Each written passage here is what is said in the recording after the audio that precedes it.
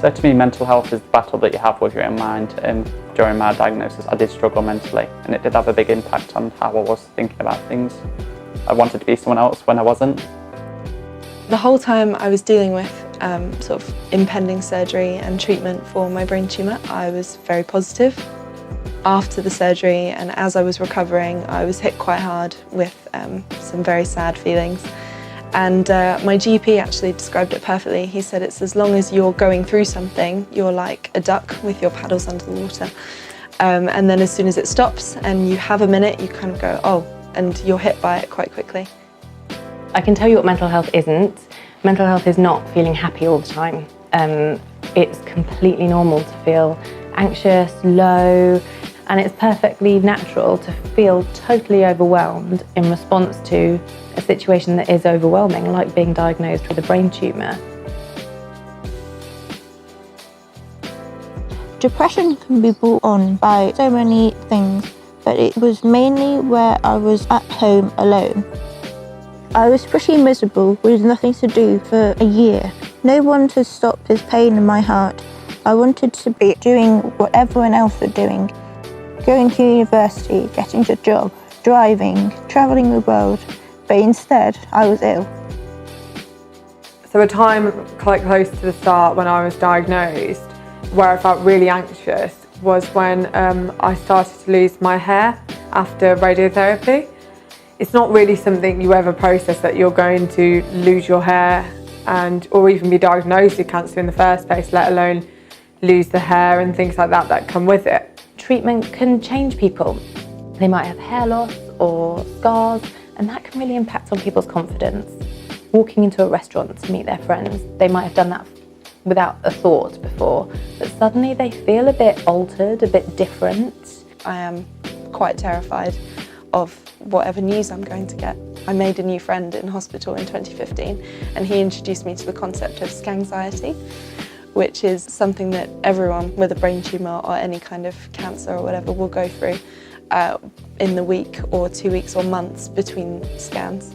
Every time I went for a scan, I'd get a letter and think, oh gosh, what if it's come back? And you just think, I've got a headache, so it must be back. People are often living scan to scan.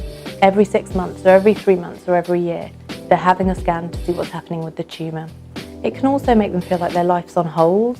A lot of people say they don't want to book a holiday until just after their scan, and then they're worried about doing that in case they haven't got good results.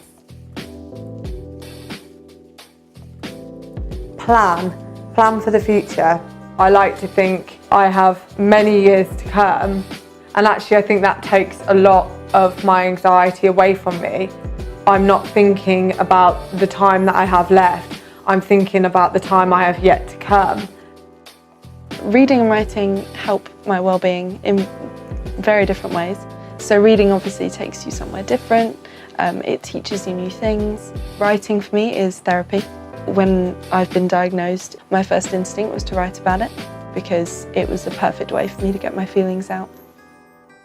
Having something creative to turn to is really useful because you can kind of put your thoughts and feelings down. Whether it's painting, you can put it into artwork, music, you can put it into a song. I just kind of like to go in my own little zone and play my music and listen to music as well, and it just kind of takes me to my happy place and think that things will be better and things will work out.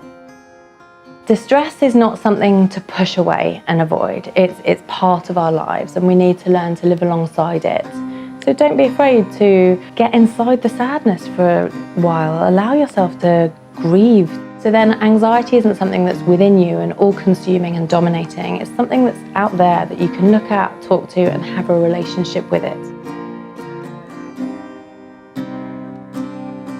It's so easy to just get locked into our own narratives, our own stories about who we are. And sometimes those stories can be really unhelpful for us, actually.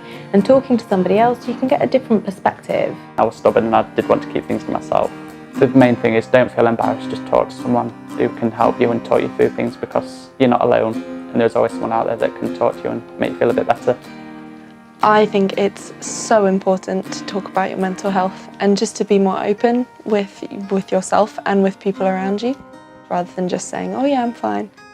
Because I think as long as you keep things bottled up or buried, then no good can come of that, really. The Brain Tumour Charity and the Young Adult Services help so much because you're definitely not alone, because you're in a group of people that have either been through the same thing or helping people through the same thing. Talking to someone who may be experiencing the exact same feelings and emotions as you, which I've found can actually really help you to not feel as isolated. We're all in the same boat, and we are a big friendship group that know what each other's going through. So we kind of know the right things to say to each other and how to approach each other as well. I could talk to so many more people, and I felt like a weight was being lifted off my shoulders, and it made me think, I can do this. Yes, I had a brain tumour, but it's not me anymore.